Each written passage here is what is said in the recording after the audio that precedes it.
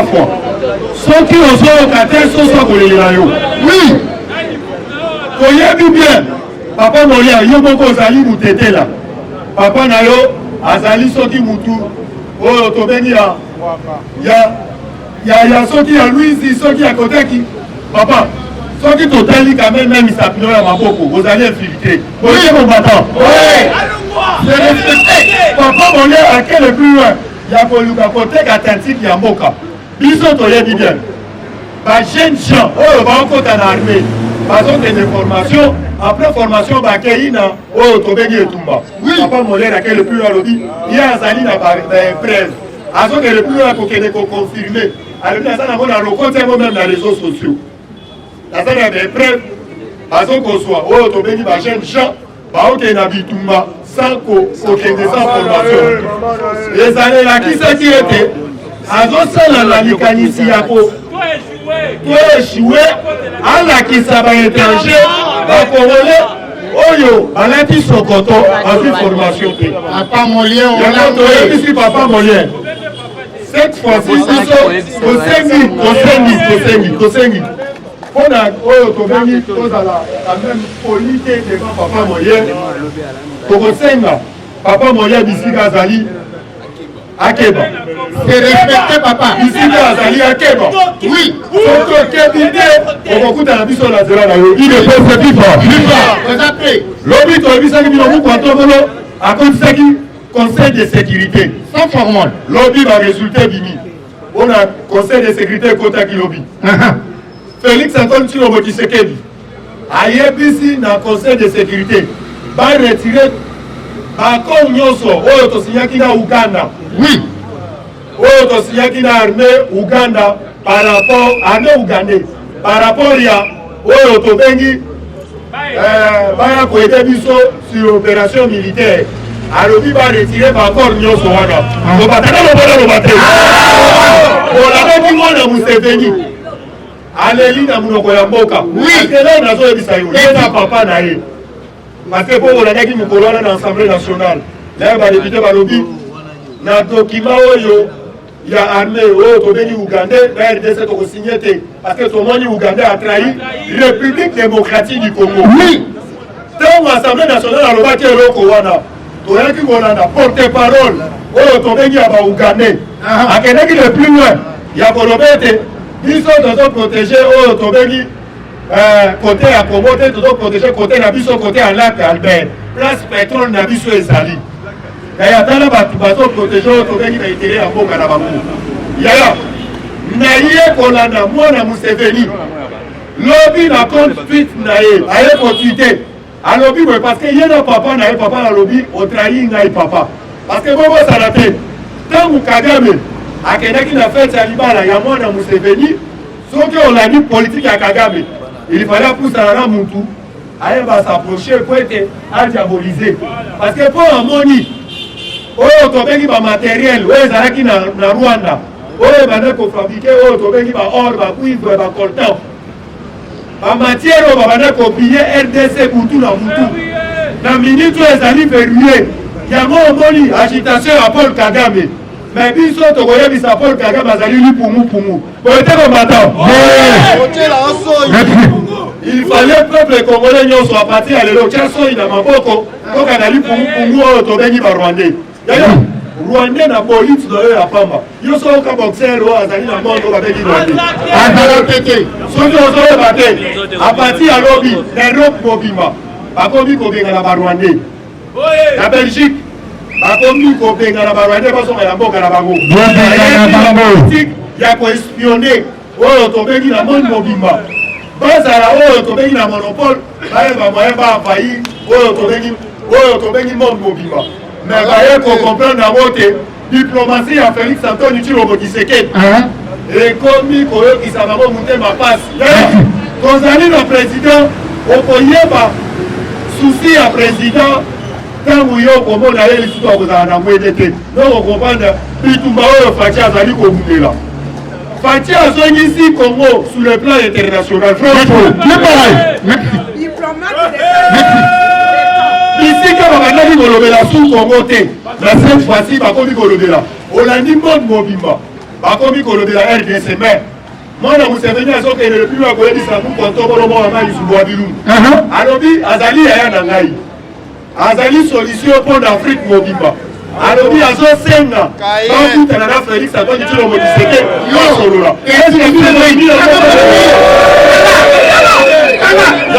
nakosenga na bacameraman il faut kolakisa monde mobimba parce que monde balobi il faut kolakisaka détermination oyo tobengi ya peuple congolais. Oui. Même la chaîne d'addition nouvelle génération. Peuple congolais. Bolingi de constatation. Namo la Museveni.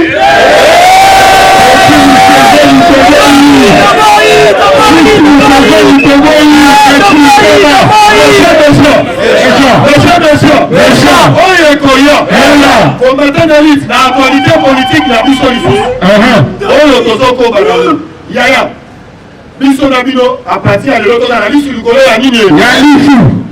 Awa mikolo ezali récupérer Rwandais. Parce que antoro basalaki ba Congolais na biso lobby na Rwanda.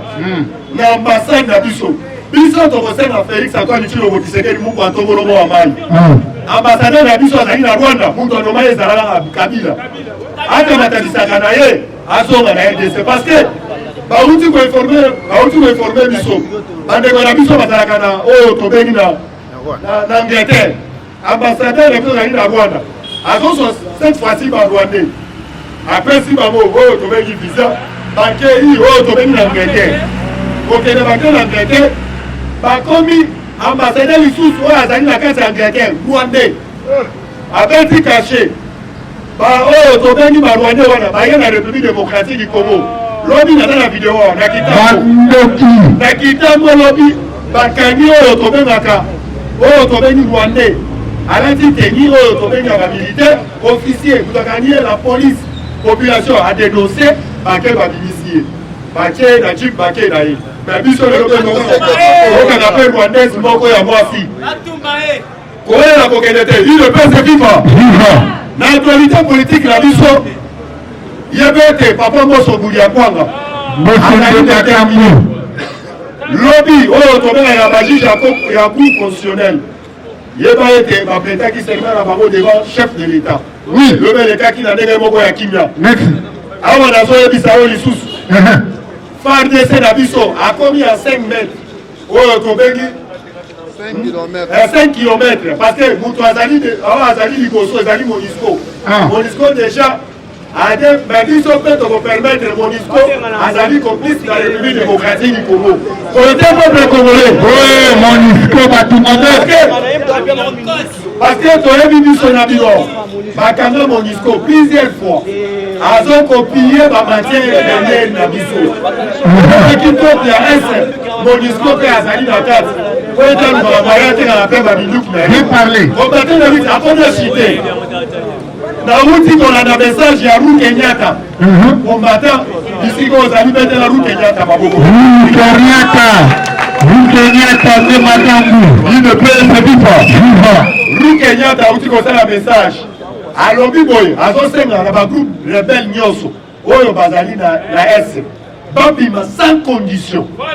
Bien parlé. Asengi bango dans l'immédiat. Babima sans condition. Parce que Azoti na ba troupe na ye, on a la sans pitié na S. Il ne peut se vivre.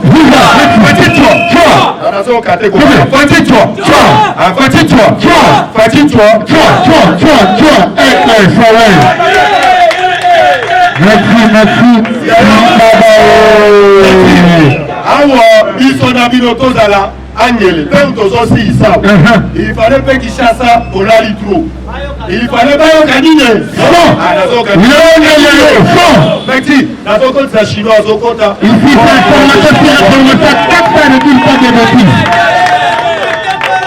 écoutez bien les informations. Pas de bêtises. Il est prêt, c'est FIFA. Il est prêt, c'est FIFA. Il est prêt, c'est FIFA. Tu fais que le national. Félix Président de la République, le peuple est d'abord. Fatime, maintenant. Toyoki awa mwana Museveni akomo lunga kutana na mwa mai. Na minute oyo mwa mai asa ko recevoir te Fatima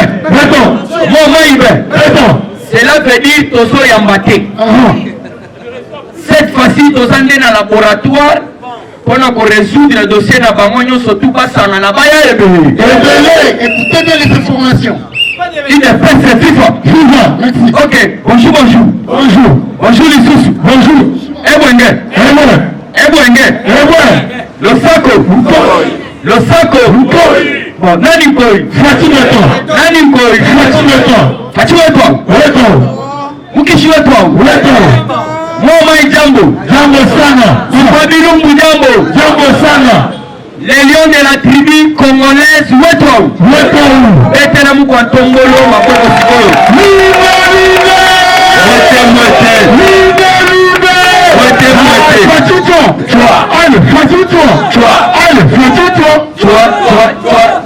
Aigle, soleil. Il faut transformation, qu'est-ce que ça n'est-il pas de bêtises? Information limoso ezali toza ko dénoncer toujours. Place ba rebelle bazali. Po ba Rwandais batoni na mboka. Et je crois que nous avons lancé un message en direct. La présidence de la République est fort fatiguée. Pas d'état mort cette fois-ci. Il faut tous les généraux rwandais. Balongwa bakanga bisaka na bango basonga na roi.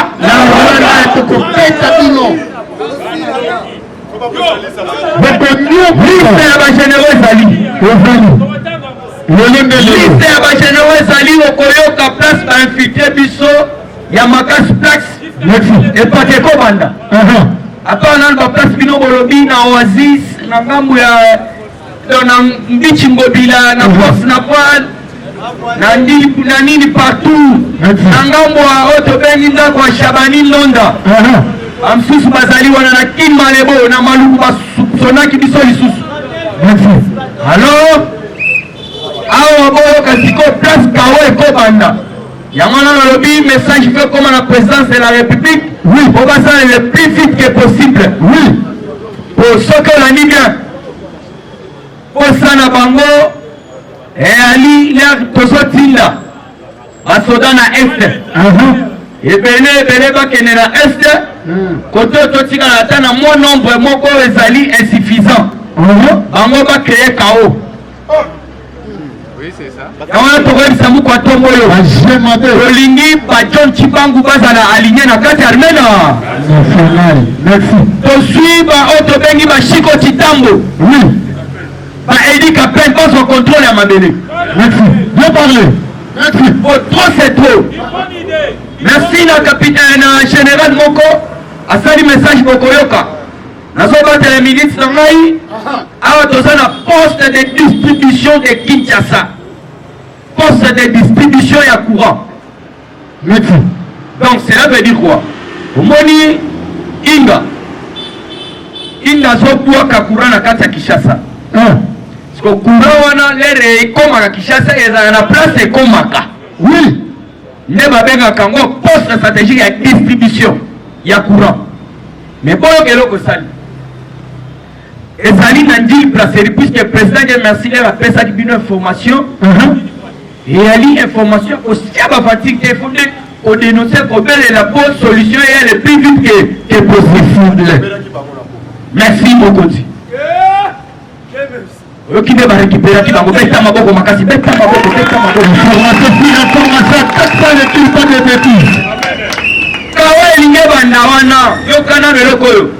les postes électriques de Nili Brasserie est dirigé par les Rwandais. C'est là où le chaos pouvait commencer. Merci. Mais oui, comment on va faire sa distribution à courant? Bon, il faut aller à un contrôle ma belle. Il casse la face ou anadi. Il chasse à mon bimba molili. Allez, opération sur l'opération. Chinois, tu vas dire que ça. Ah, on y a ce bazar là, tiens. On est marqué Mikolo. Bango tina gage courant malamoko. Bango va comprendre que la tiango te va permettre pour la soulèvement pour la population. Il n'a qu'à voir sa service personnel à Katatiango. Et ça qu'ils ont dit complice dans Barwandé. Oui, il fallait qu'on soit courant et dans la chaque jour. Même si on remarquait la tiango, courant comme Kolomoko. ngo mususu okuta molili na molili bajema te bakongole bozala mayele une pese viva poste de distribution ya courant ya Inga lere koma Kinshasa batu baza ko gérer poste wana ce sont les Rwandais bajema te na yango balobi tobelela par rapport à nini par rapport à que presque KO ya ko déstabiliser ville ya Kinshasa elinge bandande kuna na kati ya semaine leka na deuxième pe yango tolobi boye ezali bavanti te boyokaki kanko la semaine passée 507 Rwandais arrêtés et bongo bango balobi basa koto et puis nous devons se prendre en charge. Oui, il ne peut pas. On ne peut pas toujours se lamenter. On a mobilisé. Mobiliser papa te va faire. Puisque na Congo central ba place nous surtout par Rwanda ba soba ba mapam de place ba kwandisa bande kuna bango. Yo pale. Siko to basala na mu kwantongolo. Balo ngole biso bato na njili brasserie. Poste stratégique. Il y a distribution de courant. Balobi kozana monsieur o basobenga na Congo ya Manishini innocent. mutumate Rwanda par rapport à Congo et pas na bino Yami Mane, Congo ya Monsieur David des Rois. Yoka ba Congo basoso. Yami Zatu Monsieur Antanas Muntu wa Mungu. La liste est exhaustive. Wato tanga bango sate to sengi kaka na muko tongolo ba vérifier poste stratégique ya distribution ya courant. Oui, oyo sali na njili brasserie. Pour être côté congolais, congomani ya solo ya de peur et de mer basali. Va remplacer la bateau puisque KO elinga ke banda wana.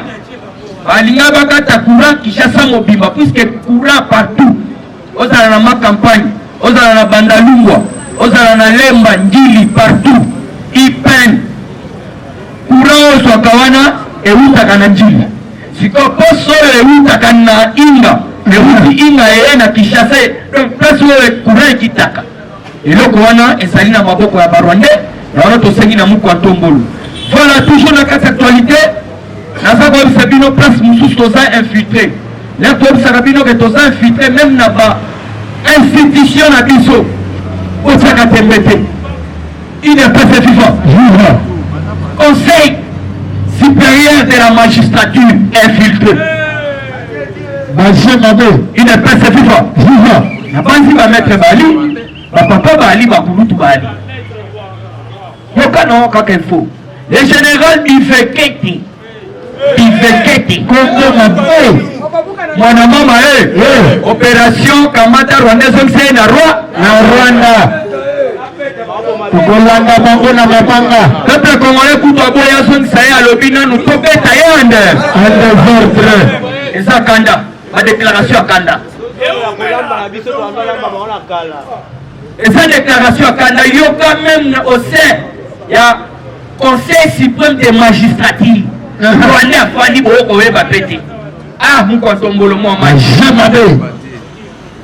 général du Féquet est secrétaire permanent au Conseil supérieur de la magistrature est un sujet roi.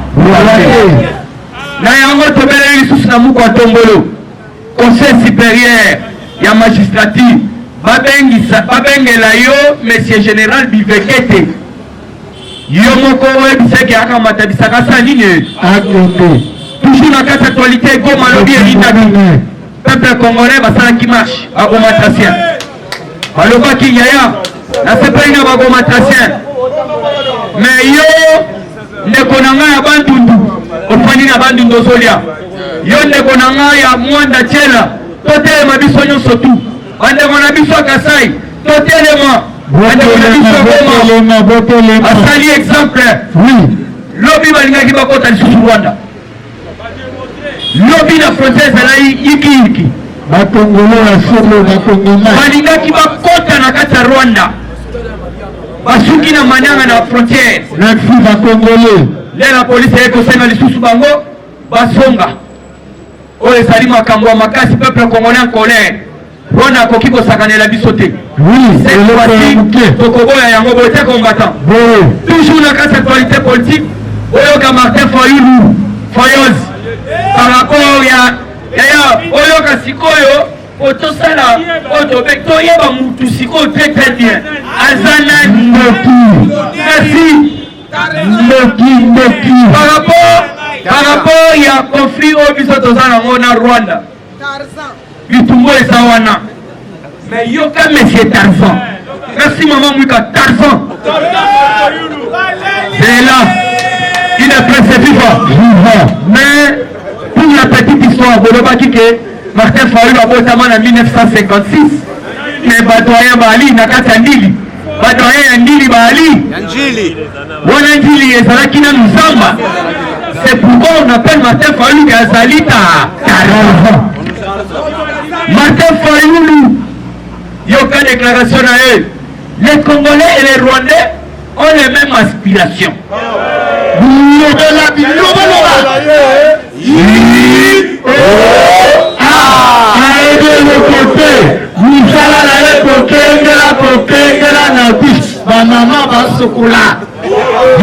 Martin Fayoul yoka Tarzan alors les Rwandais et les Congolais ont les mêmes aspirations. On a les mêmes aspirations pour le combattre la Bangonga. S'exprime au travers des élections libres et équitables avec les leaderships légitimes qui en résultent. On va bien qu'on se comprendre par rapport. Donc, il y a un message. Cette simple vérité nous lie et il est nécessaire pour rendre nos crises qui se chevauchent et aussi sauver des vies. Et papa, bon, na yango toko profiter to web Martin Fayoul élection ezate tandis que bandeko na biso ya S basali agressé basali kokima bunanganda bo ceci cela puis jusqu'à ce que bunanganda se récupéré. Alors vous devez comprendre l'élection ça Martin Fayoul waka na bisaka songa na kati ya Cameroun nazo chita wa merci président Dieu merci. Oh, c'est une déclaration.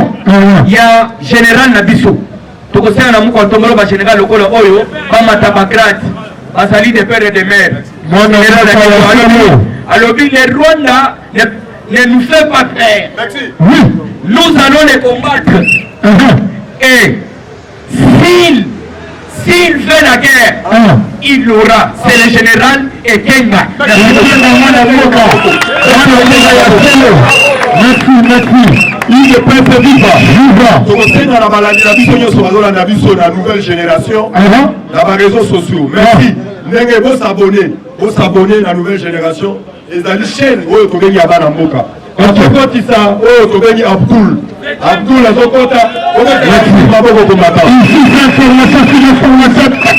pas de bêtises. Écoutez bien les informations. Le parlementaire debout. Rien que Idefes. Le parlementaire debout. Rien que Idefes. Le parlementaire debout. Rien que Idefes. Rien que Idefes. Rien que Idefes. Bonjour à tous. Bonjour. Idefes vivre. Vivre chaud. Alors il faut tout banda opération to ebina ba wa. Ya ba Rwanda. Idefes vivre. Vivre. Moni ba Rwanda wana soki ba koti ba bandi massacre. Et le Minawe pour Mamate Koza Mouta Joseph Kabila, Oyala. Ils sont tous à Tokoku Felongo. Il est pas vivant. Rwanda on a bakoyate que va pour la bateau il est pas babuma. Non, pour ma peuple congolais en général. Il est pas vivant. Il y a moins de ces pays à niveau ya Goma, au moins de population. Bazui basali eloko moko ya lokumu. Il est pas vivant. Congolais la frontière Rwanda, babambi ba mabanga. Balobi soki Kagame azo continuer. Komona makambo mona na vie na été. Il est pas vivant. Soki wana te babandi contrôle na ba véhicule nyonso. Ata na soki ba Rwanda baza na kati. Balongo wana bakei na église ya Banyamulengi. Il est vivant. Babebisi yango. Après bazui bakei na agence de voyage ya Rwanda. Balongo ba réfugié ya Rwanda. Il est pas vivant. Biso awa tosi tovandi kaka tozozela mukwato mukwato. Oyo zosenga force ya chacun de nous. Il est pas vivant. Oyo zosenga force ya chacun de nous. Oh, peut-être que le président de la République sera protégé, mais il y a ceux qui va côté. nani yango kobatela ozala bambila babatela ozala mayele c'est le moment ya kokombattre infiltration wana awa tozobeta mbela tozosenga na muku antongolo mwa mai le président de la République démocratique du Congo, le commandant suprême des armées, le garant des bons fonctionnements des institutions et puis na service de sécurité nyonso IDPS vivant bakende kokontrole place barwandais bazali barwandais baza na biso awa baza na plan moko baenvahir Kinshasa IDPS vivant plan na bango eza boye force spéciale ntango bazokelela niveau ya este tozotinda bango bazoprofite epuis na niveau ya Lubumbashi ntango bazotinda force spéciale kuna bango bazosekela mpo na ville ezala awa mpo na baatake IDPS vivre yango bomoni bazokota bapesi biso oyo eza information te ya néglige eza vrai IDPS vivre mission na bango eza force spéciale ya Kinshasa na ya Lubumbashi bakende este du pays après bango baatake biso na Kinshasa baza déjà na Kitambo juste en face ya Kalwano dering moko eza wana en face ya Général Mayele bawande batondi ebele tozoya avenue Tchachi soki oleki epai ya nanga première parcelle deuxième parcelle ya Chabani Nonda avant okoma epai ya Général Ponde lupangu moko eza wana bawande batondi ebele tozoya wana tozoya kovisite bino IDPS vivre na gare centrale na Saint-Anne en face ya ambassade bawande batondi ebele tozoya kovisite bino na Montfleury entre lupangu ya Jibe Piana na lupangu ya Kofi lupangu ya Bisengemani IDPS vivre na kati ya lupangu ya Bisengemani bawande batondi na 8e ri IDPS vivre na 8e ri bandaku oyo Olive Lembe atongaki barwandais babomani na sikoyo bandako Olive Lembe atongaki na 8e ri pourquoi barwandais babombana na kati IDPS vivre bandoki tozi tokomi na banda Chibangu kuna mpe barwandais batondi de sécurité contrôle systématique ya barwandais wana epuis plan na bango eza boye soki force na bango eye makasi bakozwa oyo baza na Brazzaville bakokotisa bango awa comme ça babanda opération bakolekela nzela ya Maluku IDPS vivre epuis na Maluku place ya Sivosco concession moko eza wana avant okoma na oyo ya Jean-Pierre Bemba bawande batondi ebele tosengi service de sécurité c'est le moment ya kosala makambo IDPS vivre tozobeta c'était le 30 juin conseil ya wengeli yebeta maso na stade de Martyrs normalement na annulé toza na bitumba na este bakoki jamais kobeta conseil wana bakiema wana na kati ya fulu wana tokokotisa na baétranger bakosala masacre de nayoki balobi ke akwa bon conseil bandeko bazokufa na este donc tolobi boye bango bafitaka na nguema wana alors mpona mie kosauve oyo tobengi sécurité ya mboka conseil ya buye bate bango balobi tozobeta concert mpona kosoutenir FARDC basoutenaka FARDC na miziki te miziki wana ekobingisa bango na front te eza na nzela ya mbongo na nzela makambo mosusu IDPS vivre lisufa anile ya ye pourquoi pas bino wonye boanile IDPS vivre epuis tozosenga na muka ntongolo faci beton couvre-feu pendant de 19h à 5h du matin. Oui,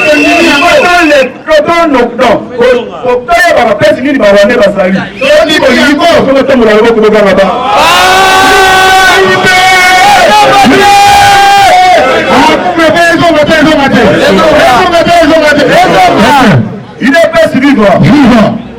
Un véritable patriote.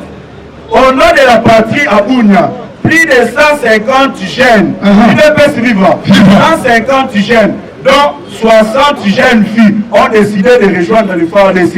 La minute où je vais dire que na Kamina pour la formation militaire. IDPS vivre, par le biais de nos jeunes, 150 jeunes.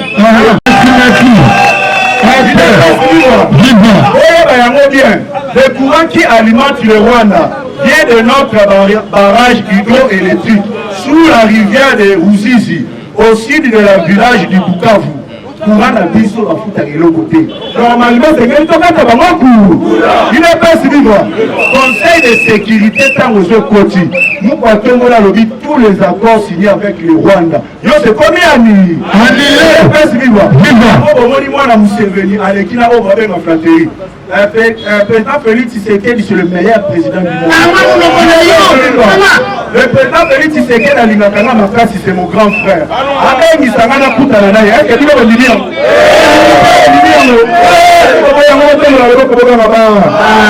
Petit Museveni, plusieurs morts à Kigali. Il est pas vivant. Plusieurs morts à Kigali, tant on va pour récupérer Bungananga. Il est pas vivant.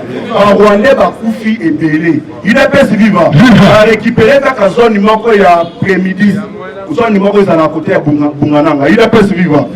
Oye Bayango Occidentaux, Baza très.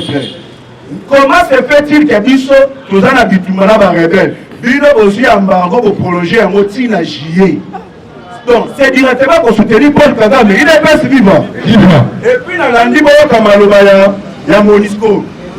La Monisco ne reconnaît pas, il est pas vivant. La Monisco ne reconnaît pas pour le moment la présence du force rwandais aux côtés du M23. Balobi baza ko reconnaître la présence ya ba Rwandais na kati ya M23 te. Bango baboyi yango.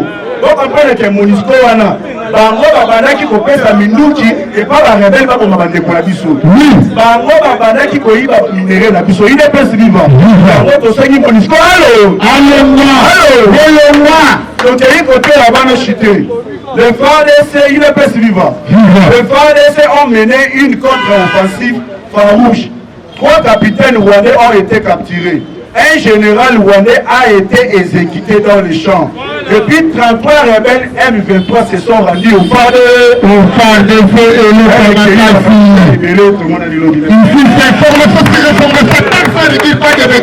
Une presse vivant. Alors, c'est les gars Moukaba. Autant que je sais, opération récupérée rwandais. Ah, on a tout fait un problème. C'est la première dans le combattant. Merci beaucoup. Ici, c'est information sur information. 400 l'équipe, pas de bêtises. Il est fait, c'est vivant. Combattant de la Lipolo, l'information est à lui. Il est fait, c'est vivant. Fatima, tolobi boye tosana nu appel na bato bakola na biso libanda ya mboka même na kati ya mboka na biso même na bato baza na le 26 province pour reconstruire la République démocratique du Congo qui est notre pays. Et priez de vous abonner massivement dans notre chaîne Nouvelle Génération Télévision. Pour madame 1000 abonnés pour tout ça va direct. UDPS est vivant. Le président Kassalovaka, information sur information. Attaque ça ne tire pas de bêtises. Écoutez les informations. UDPS est vivant. Chaud. Il faut voir Pitoza Kokendewa. Avant de compter la makambo de l'insécurité, parce que l'actualité reste dominante par rapport à la makambo de l'insécurité à Est et à Mouka. L'objet de à son qualité à commandant suprême des forces armées, le président de la République avait déjà convoqué le Conseil national de défense. Dans le Conseil national de défense, nous avons vu la présence du directeur général, il y a deuxième, il y a eu la présence de l'Assemblée nationale, le président du Sénat, le premier ministre, le ministre de l'Intérieur, le porte-parole du gouvernement, le chef d'état-major, on a service à sécurité Moussoussou. Et pour que ça ait une compte rendu à conseil de la sécurité et de défense. UDPS est vivant. Mais dans le Biboye, na bateau va maîtriser le droit. Parce que j'ai vu les gens hier en train de critiquer l'Assemblée nationale, de critiquer le président de l'Assemblée nationale, Christopher Mbosso, qui accompagne totalement la vision du chef de l'État. Mosonde Makambu. Donnez de la présidente Mbosso. Mosonde Makambu. Il est vivant. Il y a droit dans le maraboye. Quand il n'y a pas le droit, il y a la jurisprudence. Quand il n'y a pas la jurisprudence, il y a la doctrine. Cela veut dire quoi? La jurisprudence est libre au Kaboui. Ceux qui vont salir le moment qu'on a le lot peut-être dans la justice, et si quand ils vont se référer, on s'en rappelle en 2010.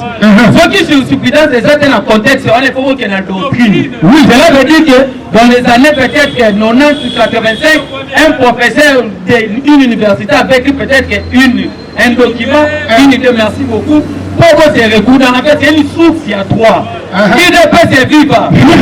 Si mon mémoire ne va pas me trahir, en 2011 ou 2012 comme ça, on termine pour président de l'Assemblée nationale. Au président de l'Assemblée nationale, on avait invalidé le président de la République actuelle quand il était député à l'époque. On avait invalidé Moussi Niamoussi. On avait invalidé Domindongala. On avait invalidé tout l'ancien gouverneur Yamboujimaï. UDPS est vivant. Et qu'est-ce qui se passe aussi hier? On a invalidé 5 députés pour l'absentéisme à l'Assemblée nationale. UDPS est vivant.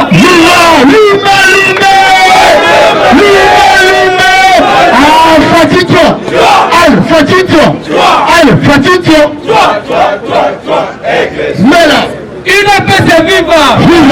Il y avait, parce qu'au niveau de l'Assemblée nationale, il y a des commissions, la commission de PAJ, la commission de droits de l'homme et tout consort. Il y avait une commission spéciale temporaire au statut qui n'a pas député absentéiste. On a invalidé Henri Mo. On a invalidé Marie-Ange Mouchobekwa. On a invalidé Adolphe Mouti. UDPS est vivant. Vous êtes des députés. L'Assemblée nationale, c'est la représentation nationale. Vous êtes élus pour aller défendre les intérêts de cette population. Mais depuis que vous êtes élus, vous autres aussi éjectés. Alors, c'est une violation de règlement de l'Assemblée nationale. C'est pour cela le président Mosso, la commission a été dirigée par un député, son nom a échappé. Il a invalidé plus de 5 députés. Mais il faut la validation de suppléant. On a validé le suppléant, le deuxième suppléant Martin Fayoulou. Et puis on a validé le suppléant Didier Manara. Mais les 5 autres députés, ils ont été invalidés. C'est conformément avec le règlement de l'Assemblée nationale. Parce que vous êtes des députés, mais vous êtes chaque fois dans des médias en train de critiquer le président de la République. À la place de faire le travail que le peuple congolais vous avez envoyé au sein de l'Assemblée nationale. UDPS est vivant. Mosso dans l'Union sacrée, c'est lui qui accompagne totalement la vision du chef de l'État. Mosso que vous voyez n'est pas un kabiliste. Mosso a commencé la politique avant Kabila. Quand Mosso a commencé la politique, à l'époque Kabila était dans la brousse en train de porter les votes à Kaoulou.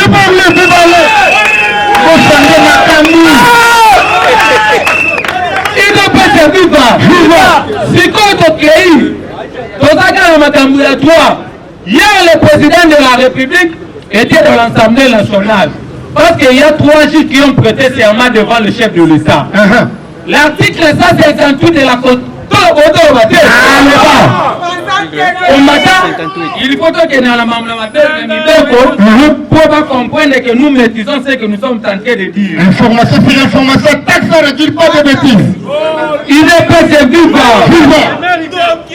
Le président de la République, je vous avais dit, c'est un président qui est grandi dans une moule démocratique. Donc il est là pour respecter la constitution, la loi et le loi du pays, et puis les règlements d'autres institutions. Qu'est-ce qui se passe par rapport à la composition de la juge à cour constitutionnelle? Parce que Batovalo dit que non, le président de la République vient encore de violer la constitution. Faux et archi-faux. UDPS est vivant. L'article 158 de la Constitution dit ceci. La Cour constitutionnelle comprend 9 membres nommés par le président de la République, 3 sur sa propre initiative, 3 désignés par le Parlement réunis en congrès et 3 désignés par le Conseil supérieur de la magistrature. Le 2 tiers de membres de la Cour constitutionnelle doivent être des juristes provenant de la magistrature, du barreau ou de l'enseignement universitaire. Le mandat de membre de la Cour constitutionnelle est renouvelé par tiers 3 ans, toutefois lors de chaque renouvellement, il sera procédé au tirage au sort ou des membres par groupe par le président de la Cour constitutionnelle élu de ses pairs. Mais qu'est-ce qui se passe? Je vous avais dit qu'il y a 9 compositions, 3 dans l'initiative de la présidence, 3 dans le Conseil supérieur magistrature et puis 3 dans le Parlement réuni dans le Congrès. Mais le Conseil supérieur magistrature, c'est là où nous retrouvons la juge à la haute cour, la cour de cassation, le conseil d'État, la Cour constitutionnelle, la Cour d'appel. Mais le président de la République, mandat va juger la Cour constitutionnelle et c'est là où soit tu pars décès, ou soit tu pars tirage au sort.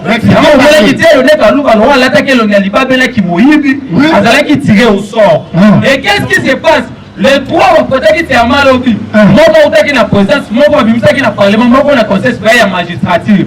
C'est inconformément avec la Constitution. Ils ont prêté le serment et après le serment, le président de la République a pris acte de leur serment. Cela veut dire quoi? Qu'ils sont nous-mêmes. On doit tous les lois protéger son chef Kabila, qui faisait que Kabila puisse avoir beaucoup de salaire comme étant un ancien président de la République. Il ne peut se vivre. Et pour aller plus vite en besoin, nous allons nous ceci. Après le Conseil supérieur de défense, le compte rendu a été donné. Qu'est-ce qui se passe? Dans le compte rendu, on dit ceci. On a rempli tous les accords, les protocoles d'accord, les conventions signées avec le roi. Rien ne sera comme avant. Tshisekedi est déterminé d'en finir avec l'insécurité à l'est du pays. Je parlais. Le président est allé plus loin. En interpellant le Rwanda, va retirer les militaires dans le sol. Je vous avais dit on doit ériger un mur entre nous avec l'Ouganda et puis le Rwanda. Un mur qui sera sécurisé parce que trop c'est trop. Kagame doit savoir ceci, les Congolais sont déterminés. Je suis pour. Information, on doit annuler le concert et le 30 juin. Le musicien franco-congolais Youssoufou Mouanaka Boulay, il a annulé ce concert à Kigali, au Rwanda. Il a dit ceci: je ne peux jamais jouer un concert tant que mes compatriotes sont tentés de faire de leur musique. Il ne peut se vivre. On a mis le président à Boulay. Alors, avec les Congolais, on a des distractions. Pas de distraction. Alors, sur le plan sécuritaire, ça dit beaucoup. Donc, au Chité, à tout ce qu'il y a, il peut s'amener au communication. Il peut se vivre. Il y a un moment, où bato pour comprendre que le président de la République a su la décision ferme. Et le président aussi à Kenya, Uhuru Kenyatta, a fait une déclaration hier. Il peut se vivre. Par rapport à la résolution Nairobi, le président Kenya appelle à la mise en place de la force régionale de l'Afrique de l'Est sous les auspices de l'EAC afin de rétablir la paix à l'Est du pays. Na conclusion, on va voir qu'il y a Kenya Nairobi, ceux qui va groupes armés locaux ou soit internationaux, pour déposer par armes, force régionale et qu'on a déploré. Dans la région Mobimba, en fait, comme elle a fait la biloko wana. Mais au moment du porte-parole de MONUSCO, à ça qu'on a nié bénédiction et armée rwandaise peut organiser sous la reine de la M23. C'est pour vous dire quoi? La MONUSCO va taper la M23. Mais le Toledo m'a fait. Les Charonia. MONUSCO, Bissigo Zalike. MONUSCO, il ne peut se vivre. Et puis, le moment où le porte-parole du gouvernement est allé plus loin en disant ceci: on interpelle tous les journalistes locaux et puis internationaux. Vous voyez, quand le pays est attaqué, on l'a vu même en Ukraine, on doit être derrière le chef de l'État, on doit éviter les désorientations, la stigmatisation, on doit éviter l'information et le contact afin de ne pas démoraliser nos militaires qui sont au front. Parce que vous voyez la sorcellerie, ça commence quand Martin Fayulu est en train de chercher les élections. Martin Fayulu est animé par une haine viscérale, il est maudit politiquement. Martin Fayulu, c'était maintenant qu'il y a un politicien que notre pays n'a jamais connu. Et là, nous disons qu'il faut que les renouvellements de la classe politique s'imposent. Ça, c'était le prophétie politique et là, pour le fait, c'est ce que doit Moulouma. Amen. Il ne peut se vivre. Pour citer, il y a d'autres informations par rapport à la cité frontalière à Bunagana. Je ne peux pas étaler sur la place publique de l'État en amour. Mais ce qui est sinon, tellement c'est plus 243, 84 et 5 09. Sauf au Bengi, puis sauf au Pétimino. Plus 243, 84 et 5 09. Et dans les lots, on va essayer de mettre au bête à mon ami. J'ai dit, ah, bah, on est sur le numéro, il y a un procureur, parce que tu as une information, parce que tu as un public. Oui, tu as il y a s'abonner les sous. Oh, tu as la page de la nouvelle génération. Oui. Oh, tu as WhatsApp. opesa bino numéro so komela Abdul opesa numéro ya téléphone à compte sérieux ba numéro mosusu ya CC ba image continue bino poto yeba combattant de lutte nazo kotisa oyo tobengaka batakilembe musu nazo kotisa information sur information, chaque fois ne dis pas de bêtises. Fatime, 20 ans. Fatime, 20 ans. On commence à dire. En désordre. On continue à dire. En désordre. On continue à dire. En désordre. On va pas le mater. On va pas le mater. On a mamé. On a maman. Maman maso. Maso. Est-ce que nous sommes encore comme un casse là hier? Nous sommes encore tout kadidiko. Uribi eloko Rwanda. Ojo sala oyo nakata ese na biso. On dit que le Rwandais et puis quelques pays d'Afrique va se trouver fatigué maintenant. La 3 ans, on est dans une transition. À mon niveau, tout mon côté. Oui. Maman comprend mieux. Mais dans la formation, maman comme un casse. Et donc, on a pendant 3 ans. Mais à l'époque, il y a eu l'époque où on a criminel sur l'État. On a Kabila. Après le mandat, Kabila s'est dit ah, on va prendre. Mais quand le mandat fait la transition, bataille 3 ans. On fait ça sur le Kénangé, attends tout mon corps, attends politicien mon corps, attends le comment la sanité. Je veux comprendre que je vais pousser Fatih Béton, le génocide, va pousser Fatih Béton, le crime contre l'humanité. Fatih Béton a fait défendre mon canard. Maintenant Fatih Béton, mon comment la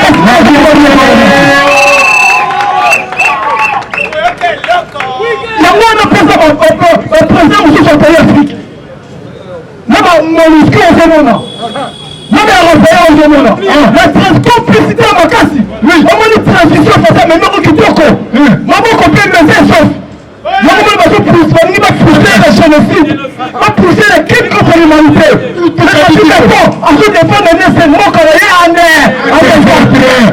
Maintenant que le mot qu'on a cassé pour nous. Tout a dit Nico. Nous avons ici dans le Rwanda. A dit on a passé à 5 minutes. On a passé. On va le comprendre dans le chichi. Prendre papa. Tu suis moi en mboka solo. Tu suis moi en mboka solo. Faut qu'on commence à faire ça le même ban. Nous ne sommes pas encore allés à Cambote. Il y a un comprendre pour les Chinois. On fait le mot à l'ONU. On s'en va la bloc. Mais on dit moi là-haut. Il y a Museveni. Mais on dit Kabila. Asengi ma rencontre pour ma coupe de la Fatih Béton.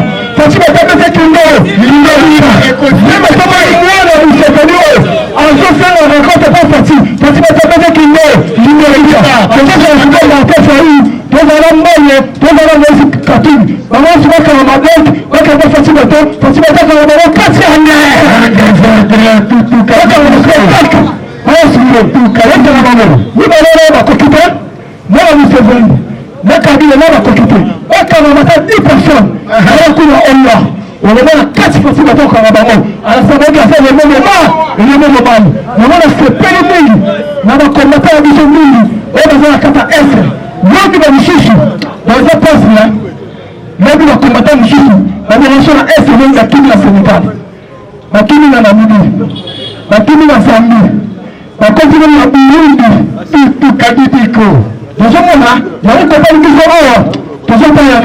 Nous sommes super rwandais. On a tout le monde. Donc il y a des petits moments. On va comprendre le mot quand on est là Fatih Béton. Moi c'est là. Nous nous avons des rencontres. Entre nous quand on est là par le fort. Il paraît que les gens disent quelle femme. La femme baissée. C'est qui tombe là.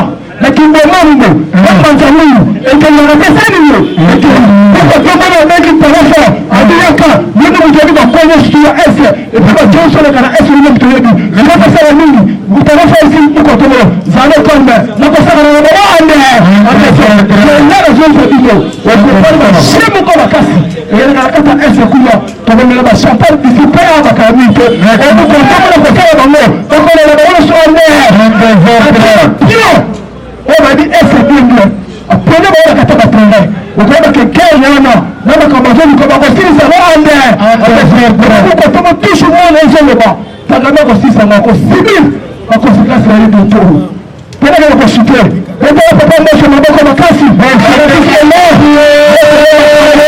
Mesebe na kambi alobika kwa sababu ya dictature à mon goût, papa, moi, je me bats. Alors, si vous avez 100% congolais, avec les dictateurs, mon goût, ça serait tout le monde. Je n'aime pas la savane, je m'en et l'autre, papa, moi, je sais la carte à faire le mot, et je vais vraiment ça à goûter. Alors, si vous avez le temps, et de guerre,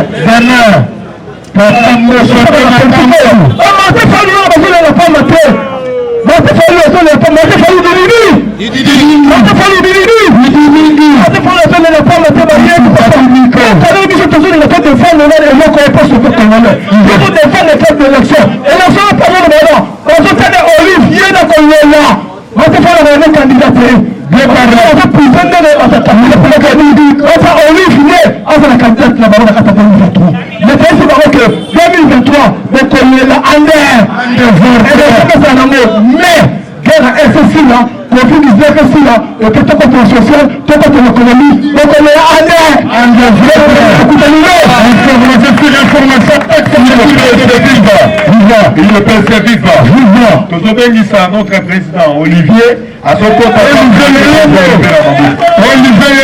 écoutez les informations. parce que toujours comme la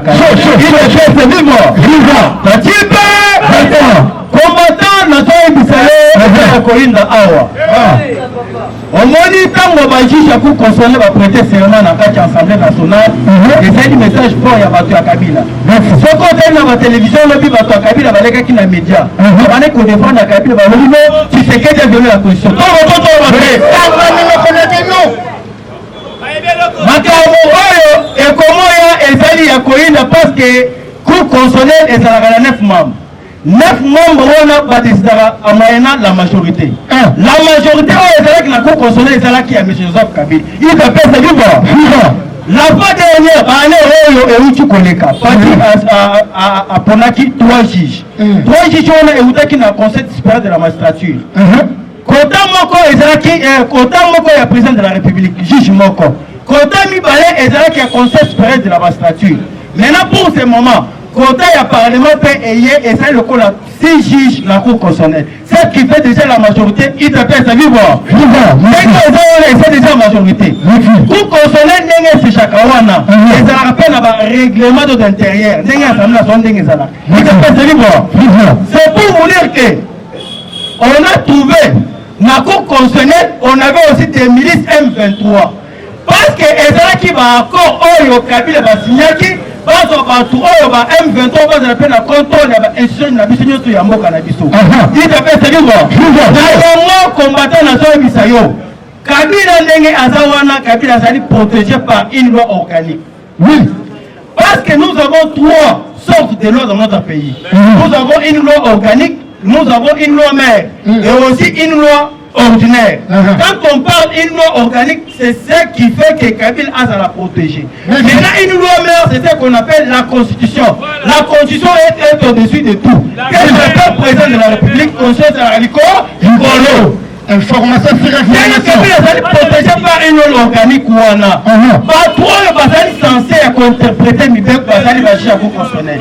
Ceux qui jugent à coup constitutionnel à interpréter mes bêtes, ou à l'objet que sénateur à vie. Et donc, l'homme qu'on soit violé constitution automatiquement, comme Kabila va zoka,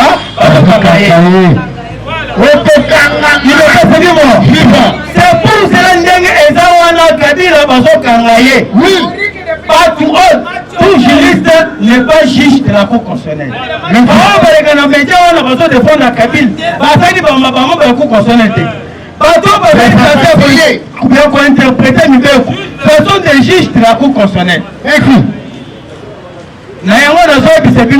Quand on parle de loi ordinaire, et ça, les lois et ça les référés par tous les Congolais. Oui. Le code au sommet du code de la route, et c'est une loi ordinaire. Ceux qui au petit moutou, au sein d'infraction, c'est ce qu'on appelle loi ordinaire. Oui. Maintenant, loi organique, et ça, et l'eau combattant qui n'a pas essayé de faire cabine. Et ça, on a combattant, et ça, il y a parce que tout insécurité dans le du pays. Nous avons des affaires, les multinationaux, nous avons aussi les Rwandais, quelques hommes d'affaires rwandais, et aussi quelques hommes d'affaires congolais. Mais dans le conseil de sécurité, on est qui lobby. ba décision ebimaki ya kosakana to ba te ba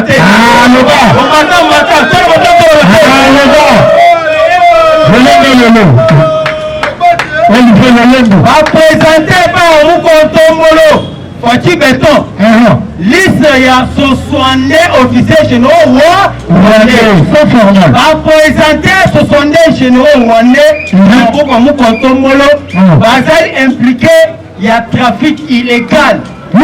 Trafic illégal avec les Rwandais. Quand on parle trafic illégal, c'est parce que Baza est impliqué dans Makambo et Teli Tiweri, dans Makambo et Teli trafic qui a or là va minérer dans le pays. Merci, écoutez bien les informations. Il ne peut se vivre. Par exemple, quand on a dit là beaucoup de généraux, et dans le temps Babimisi Mukana Balobi encore Nyosu Rwanda, na RDC Bakatiango, automatiquement Rwanda perd.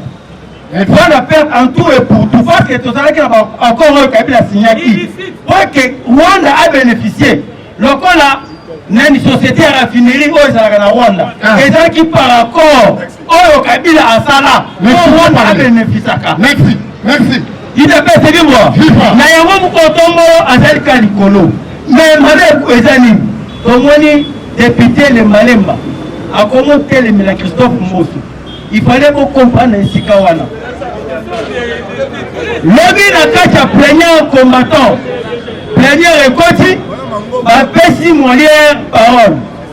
Molière avec qui liboso, abandonné qui koloba matière Moussou, salon la matière on a cause qu'on a matière insécurité na kacha elle. Molière a dit le côté. Ils n'ont pas eu na vacances parlementaires, mais bozo souhaité. Le gouvernement a tiré dans le pouvoir dans le parlementaire. C'est pourquoi on est. Et en plus, ici, alors, comment recruter les jeunes? Comment recruter les jeunes? Parce que nous avons Bitumba. Écoutez ce que les Malais vont parler à l'Assemblée. Il ne peut pas se dire moi. Dans mon psychologue, les Malais vont recruter les jeunes. Mais les Malais vont recruter les jeunes. Je vous informe ceci. Les Malais vont à ONG. ONG n'a pas soutenu et pas à Rwandais. Et les Malais vont à Rwandais parce que les Malais.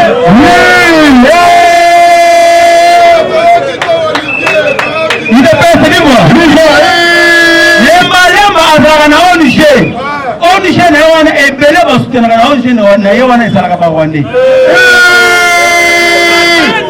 Il ne peut pas se dire moi. Les Malais vont avoir un problème, ceux qui vont toucher à Koyo, na Koyo, ils s'aiment dans la Longo. Tomoyi Baka. Il ne peut pas se dire moi. Tomoyi Baka, ceux qui sont similaires à Koyo, ils aiment dans la Longo. Tomoyi Baka, pas problème. Il ne peut pas se dire moi. C'est pour ça que nous avons dit que nos combattants, ces combattants, moi, je suis déterminé. Moi, je suis à l'objet. Donc, on va chaque député $2 000, $2 000 pour qu'il y ait un SDB. Du pays. Papa Mosende Makambi. Papa Mosende Makambi. On dit que papa, Moutouana Azali, Mouini à peuple congolais. Oui. Une fois Bitumba est saisi, automatiquement RDC s'est développé. Mais maman besoin de gâter Bitumba est saisi là. Bandoki. Combattant, c'est combattant. Na joie bisebino. Na S1 et Indaki. Et Indaki parce que population yomoko baké na Kasindi. Parce que Kasindi est sali frontière entre Rwanda et la RDC. Bakei bakomi na limite bakoma pe na Rwanda. Mais ton conseil le j'ai dit aussi vraiment.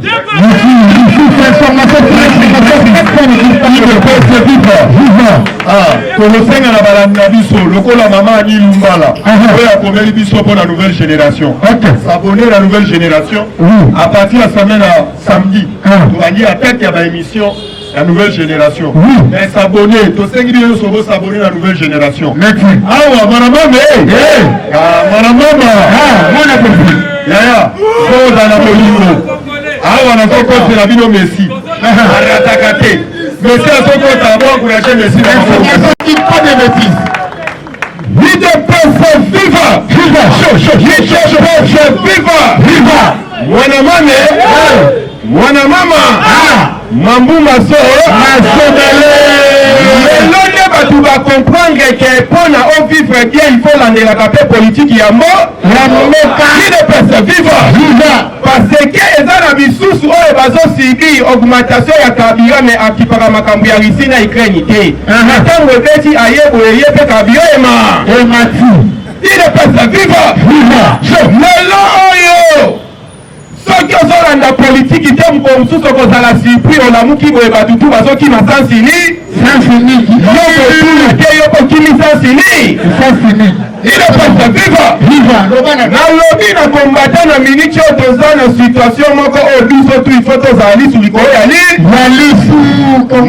tozotala makambo ya este me totala mpe na nsima parce ke bato wana bakoki kotrouve vigilance na bi ile pesa viva nalobaki yango banda kala bato wana nde eza boye bozolanda makambo ozoleka na kisangani bazokanga kokanga na kokanga apo kokanga ye professeur ya université bakangi ye colonel bato wana bazakaka na kisangani te bapanzanaki partout ile pesa viva soki tozongi na 2018 avant élection bachaîne internationale elobaki epimisaki na baimage Kabila kotisa basoda bauta bikote ya este wana bayana babaniere kozala baimage wana ebele la plupart ya basoda bakotaka avant élection oyo bachene na mindele balobai ke makile kotana na Congo mais fati ya kota basoda wana kote bazonga tomona bango te ile pesa viva basoda wana kote bazonga biso na bino eske tomona bango donc basoda wana na minute oyo yango bautilize yango na minute oyo biso toza na devoir ya kodenonce mais kote baza tokoloba bango na kamera te po nde tozalaka boye bango mo mpe balandelaka bile pesa viva parce ke kote bango baza mpe bafongoli bateve na batelefone baza concentre bazolandela lokola liopara niabeta pena bile pesa viva alors kote baza wana tolonga kopesaka na service complet mais tolobi déjà na minute oyo baza ebele omoni nalobaka président de la république atikala jamais kopetre bataille nalobaki décision oyo ekobima lobi ekozala surpris bato ebele bakozala surpris na yango bino moko bomoni réunion ya conseil ya sécurité oyo bomonaki kashuwanka ya DG nazalaki wana po DG aza na mosala ya kosala na minute oyo idepesa viva makasi bazalaki wana mais résolution ebimi esalinga bien bakase tous les accords nyonso Congo asigné na Kabila bakor tout ya ba 2013 bakor tout ya ba emela idepesa viva yango na na minute oyo oza na devoir ya kosoutenir mwana mboka fati tokela te mutu mosusu biso moko tozwa le devant gouvernement ezosala ya ye population biso mpe tosala ya biso mutu tu te ayebi kobeta munduki na likobamba libanga tokotamaka na ya ilopasa viva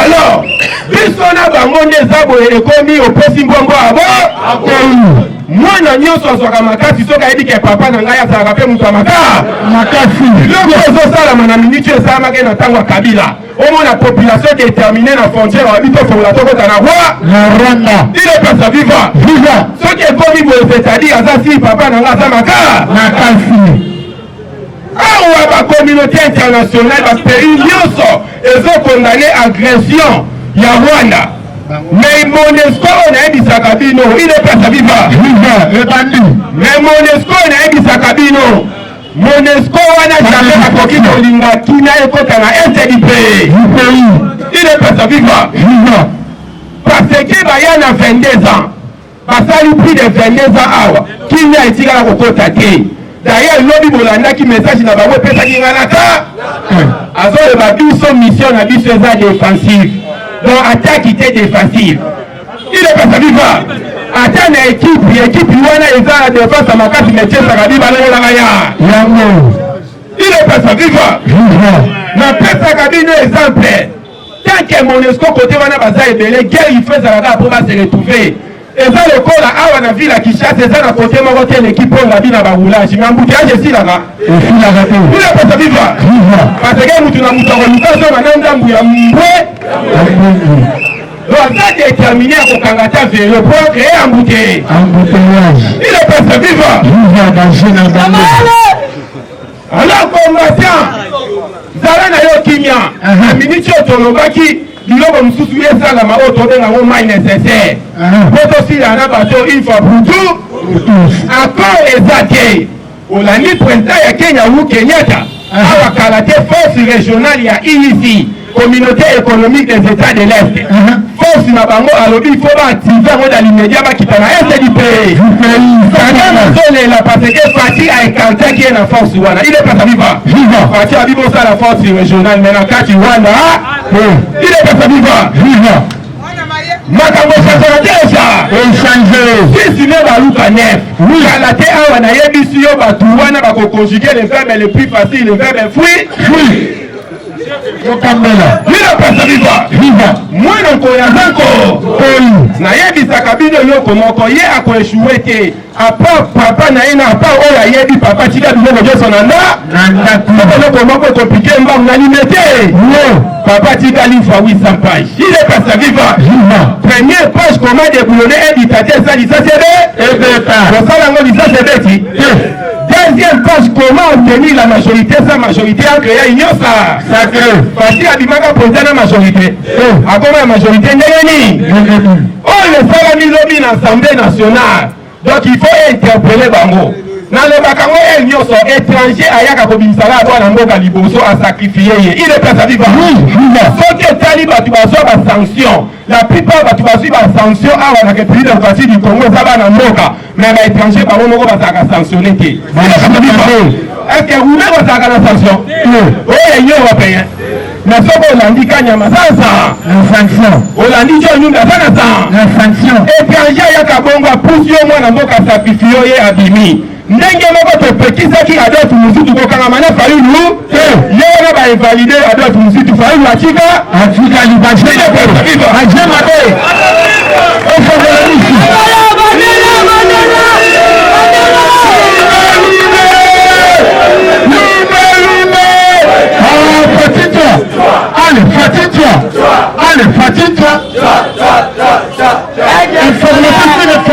Personne ne dit pas de bêtises.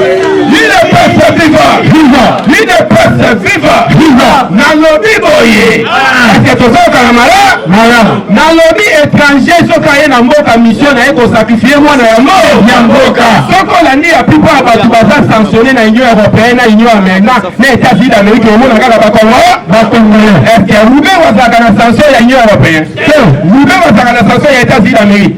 Mais au Congo, on a la sanction. John Nunga, la sanction. Ndenge moko na Adolphe Muzitu topekisaki ekokangamana étranger wana tanda simisi etu lobi bolandi kombo ya Adolphe Muzitu bainvalide wate boli ya Fabio Fabio bazoseka ye kuna lobi ozwaka te ozwi il est pas vivant viva écoutez les informations pour comprendre bato wana bazalaka na maelema mais tolobaki chaque chose à son temps awa tozwi président de PRD tokokende na bino bongo ntina oyo bazolinga babeta conseil na mati tokebisi bango ile pesa viva toyebisi bango die condition soit boanile conseil soit bokebeta ngo na bunaganda ile pesa viva pourquoi une distraction? Pas de distraction. Parce que population baza bunaganda baza pe na posa bayoka loye surtout toyoki bokangi ba photo ya fa ndese ok ile pesa viva ok le bunaganda combattre azala na ya kosepela soko olandi mingi baposa liboso balobi boye soutien oyo Kagame azwaka libanda Kagame amoniki afaki abotelia ayebisa Kabila jamais armée ya Congo ekoli kozala makasi eloko Fati azosala ke armée ezonga ndenge ezalaki koma moto asali 18 na pays sa unité mfar ya armée oyo tobengi bakomando Kabila bomaki unité ya bakomando il est pas viva yo unité ya bakomando avion eza te ni parachute ndenge nini bakomando bakobima na mo ebele ya baoyo ezomona wana bablesse wana de guerre misusu baza bablesse de guerre te ebele basoda ezomona bakoka ebele wana bakoka wana bazwi na masasi te bazwi na torture ya Kabila ozosalisa bana bato entraînement ya kokita parachute mais para eza te avion eza te otindika balo likolo njetama ile pesa viva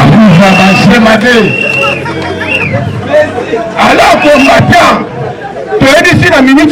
félicitation na maboko tolobaki mwana nkoyo abangaka te parce que oyo kutu babengaki chine alamba autorité morale kati deja commissaire mwana oyo koma soko fili na mandefu eleli ofili na limonoleli le plan toujours il faut te préparer mama na événement okangi rwande simba ye oyo tokosala ye oyo tokosala rwande wana tokoloba na caméra te tosola yango na litoli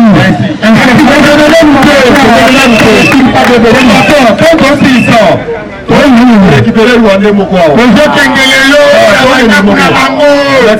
merci tobeli chinois tozokengelelo na bandako na merci beaucoup la bisogno surtout monde mobimba de ce pays à trop pour la nouvelle génération donc il doit sali donc respect donc botali bien sali respect et ontologie na éthique on a merci donc toza pour la kosala musala pour la kopesa information en passant alors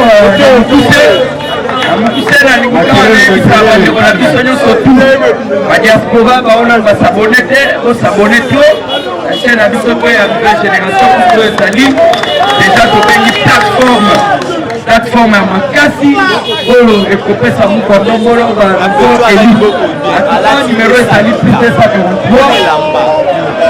89 40 26 878.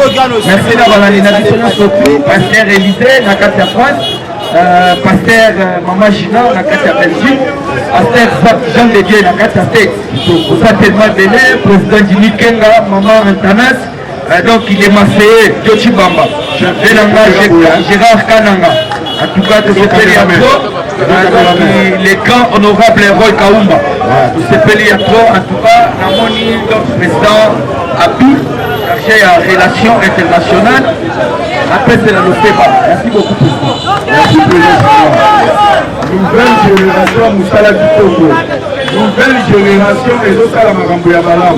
Mais ce commis déjà, dans le côté de la groupe WhatsApp, à premier délai. Plus de 70 qui est abonné déjà à côté de la carte de WhatsApp. On va continuer numéro plus 243 89 60 77 556. 89 60 77 556. On a un groupe WhatsApp et une nouvelle génération. Vous allez aussi, il faut continuer la carte. Et puis, on continue à s'abonner à la chaîne Nabiso, nouvelle génération. La continue appelle le logo de la chaîne à partir du groupe pour la groupe pour s'abonner. La personne est toujours maman dans la province n'a jamais là nous la baronne des États-Unis d'Amérique. La personne est sans oublier les grands partenaires Nabiso, bien Nabiso Moko de fois Chibala dans les États-Unis d'Amérique. La personne est sans oublier la Big Ching à Londres, Moté à Dega. La maman Nabiso Chango Marie-Claire à Paris, 10e rue d'Angola. Nouvelle génération de Gécotine Angola, la personne papa Nabiso Moté. Sans oublier Etienne Kabouya Tulumba, les grands journalistes de l'Amboujimaï, la maman Lauriane, la Royaume-Uni, la Vienne à Bissau, Lucie, la Espagne. Merci beaucoup à cette belle